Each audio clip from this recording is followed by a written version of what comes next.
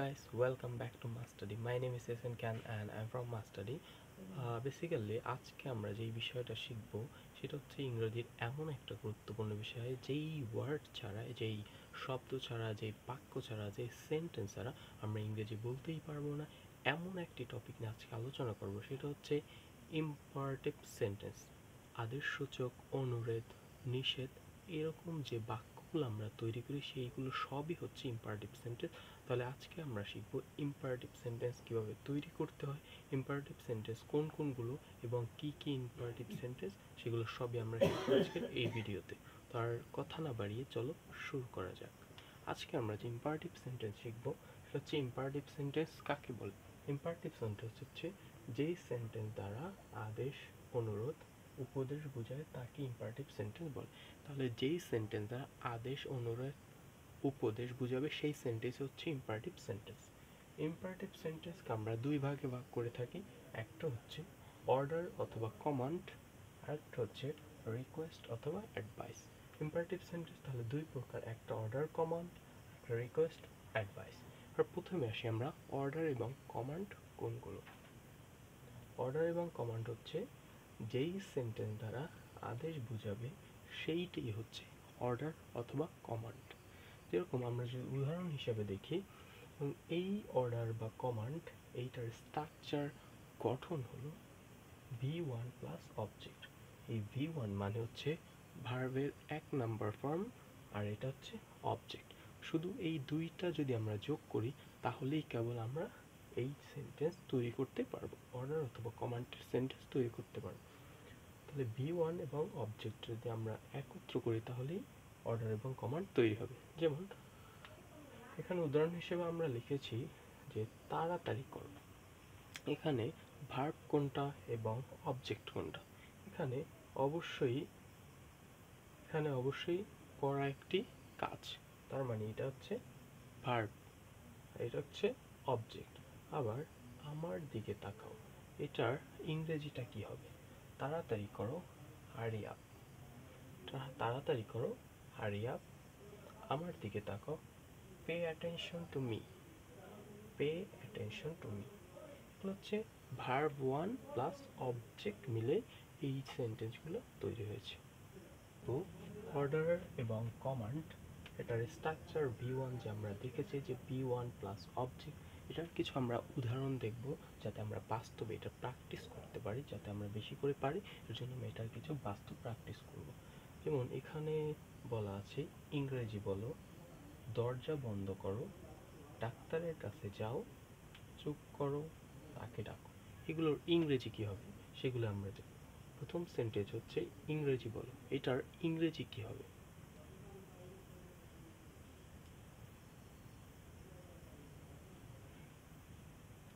হ্যাঁ, এটার ইংরেজি হবে speak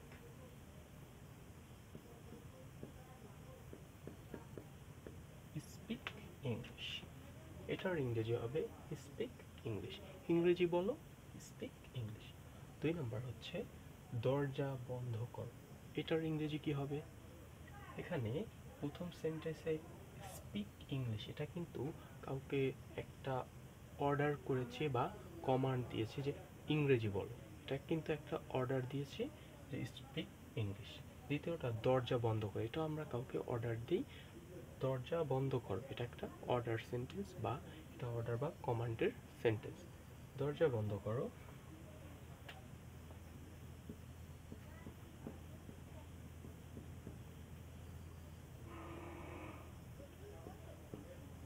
close the door.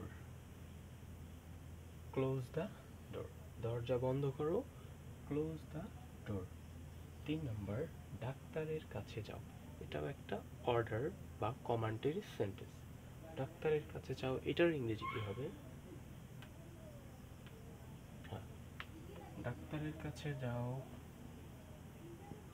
Go to the doctor.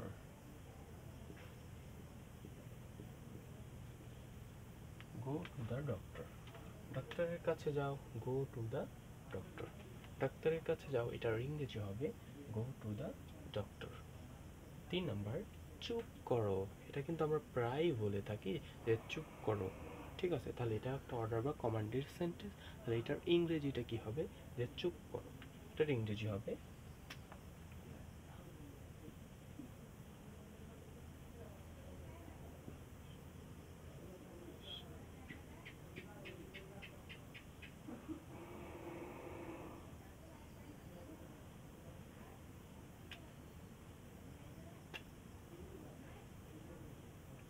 Shut up. চুপ করো, এটার ইংরেজি হবে শ্যাট আপ।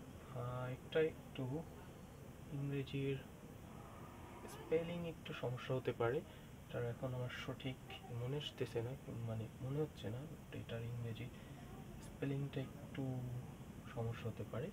তারপর 5 নাম্বার হচ্ছে তাকে ডাকো। এটার ইংরেজিটা কি হবে? তাকে ডাকো। এটা কিন্তু একটা অর্ডার বা কমান্ডেরই সেন্টেন্স। তাকে ডাকো, এটার ইংরেজি কি হবে? এটার ইংরেজি হবে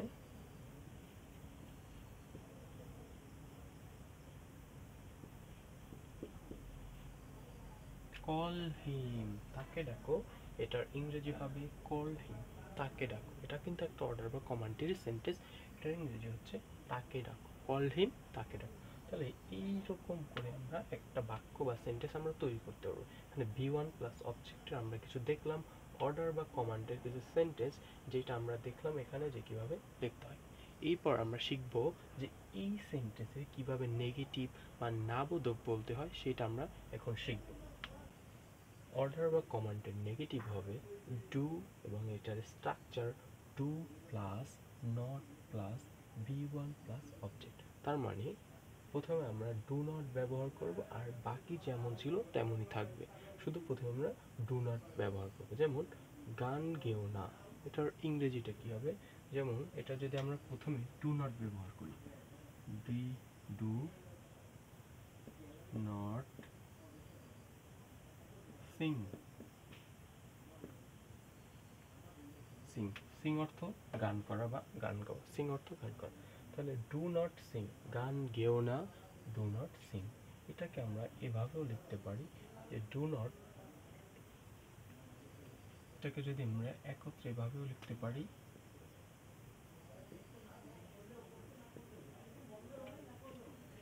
ডোন্ট ডোন্ট সিং। এটাকে আমরা এভাবে লিখতে পারি, তবে এইটাই হচ্ছে সবচেয়ে উত্তম বা এরকম উচ্চারণ করা উচিত এবং এইটাই লেখা উচিত। এটা আমরা বোঝার সুবিধার জন্য প্রাথমিকভাবে এটা আমরা লিখলাম। তাকে ডেকো না, এটার ইংরেজি কি হবে? এটার যদি আমরা প্রথমে ডোন্ট ব্যবহার করি, ডোন্ট, হ্যাঁ, তাকে ডেকো না, এটার কি ইংরেজি হবে? Don't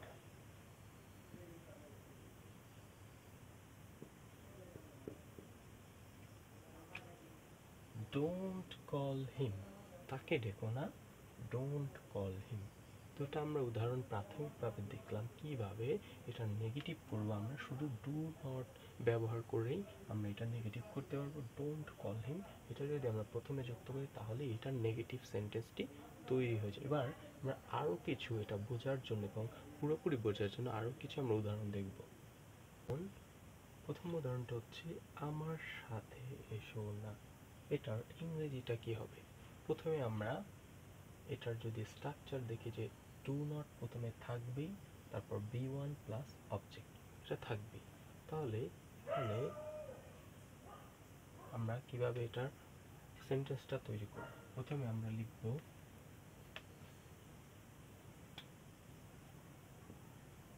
don't come with me, with don't come with me. প্রথম সেন্টেন্স হচ্ছে আমার সাথে এসো না, ডোন্ট কাম উইথ মি, এটা হচ্ছে প্রথম সেন্টেন্স। দ্বিতীয়টা হচ্ছে আমাকে অনুসরণ করো না।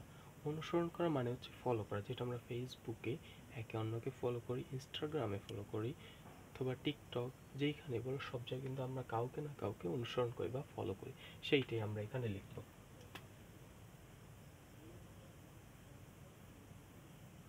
Don't don't follow, don't follow me, আমাকে অনুসরণ করো না, ডোন্ট ফলো মি।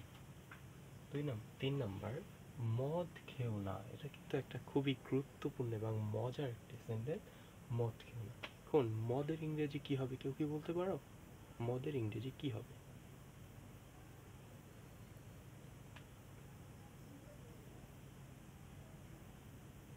হ্যাঁ, আমি বলছি, মদ খেও না,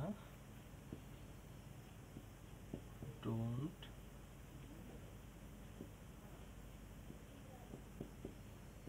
ডোন্ট ড্রিঙ্ক, মদের ইংরেজি হচ্ছে ওয়াইন,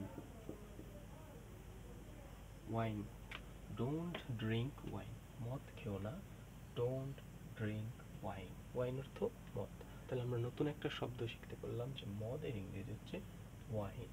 ঠিক আছে, পরের সেন্টেন্স হচ্ছে ফ্রি ফায়ার গেম খেলো না। এটা কিন্তু একটা কমন কথা এবং সবাই কমন পড়েও গেছে যে ফ্রি ফায়ার গেম খেলো না, এটা কিন্তু সবাই খেলে।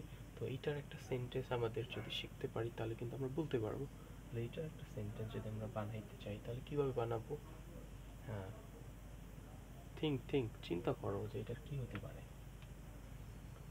ওকে, ফ্রি ফায়ার গেম খেলো না, ডোন্ট প্লে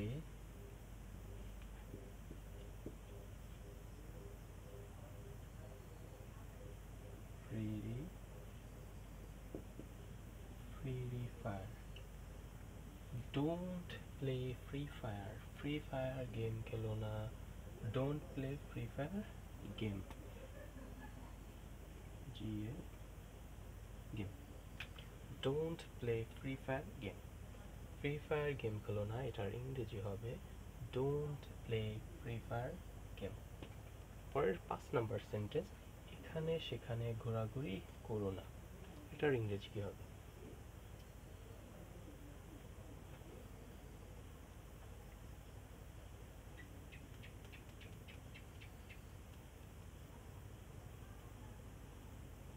হ্যাঁ, এখানে সেখানে ঘোরাঘুরি করো না, প্রথমে ডোন্ট থাকবে, ডোন্ট, ঘোরাঘুরি করাকে আমরা বলি roam, don't Rome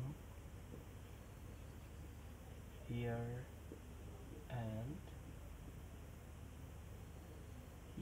there, don't roam here and there, এখানে সেখানে ঘোরাঘুরি করো না, don't roam here and there, don't roam here and there. তাহলে আমরা আজকে শিখলাম ইম্পারেটিভ সেন্টেন্স, এবং ইম্পারেটিভ সেন্টেন্স দুই ভাগে ভাগ করা হয়েছে, একটা হচ্ছে অর্ডার বা কমান্ড, আর একটা হচ্ছে অ্যাডভাইস বা রিকোয়েস্ট। তাহলে আমরা প্রথমেই শিখলাম অর্ডার বা কমান্ড, অর্ডার বা কমান্ডের স্ট্রাকচার এবং সেইটার নেগেটিভের স্ট্রাকচার, এবং সেইটার অনেকগুলো উদাহরণ শিখতে পারলাম। এবার বিদায় নেওয়ার পালা, কিন্তু বিদায় নেওয়ার আগে আর একটা কাজ কিন্তু থেকেই গেছে, সেটা হচ্ছে হোমওয়ার্ক। আমি প্রতিটা ক্লাসের শেষে কিছু হোমওয়ার্ক দিব, যেগুলো হচ্ছে আমাদের ফ্লুয়েন্সি বা ওই বিষয়টা বোঝার জ্ঞানকে আরও বৃদ্ধি করবে। তাহলে হোমওয়ার্ক কিন্তু অবশ্যই জরুরি। এরপর আমাদের হোমওয়ার্ক হচ্ছে তার সাথে যেও না, তাকে বসতে বলো, এখান থেকে যাও, চকলেট খেও না, রিতা কাজ করবে। আজকে এই পর্যন্তই, দেখা হবে নতুন আরেকটি ভিডিওতে। ততক্ষণ ভালো থাকবে, সুস্থ থাকবে। বিদায় নেওয়ার আগে আরেকবার বলছি, যারা এখনও চ্যানেল সাবস্ক্রাইব করনি তারা বেশি বেশি কমেন্ট করবে, লাইক করবে, শেয়ার করবে, এবং প্রতিদিন তো আমার কোনো না কোনো বন্ধুর কাছে এই ভিডিওগুলো শেয়ার করবে, যাতে সেও তোমার মতো ইংরেজি শেখা শুরু করতে পারে, ইংরেজি বলা শুরু করতে পারে। আজকে এই পর্যন্তই, দেখা হবে নতুন আরেকটি ভিডিওতে। ততক্ষণ ভালো থাকবে, সুস্থ থাকবে, খোদা হাফেজ।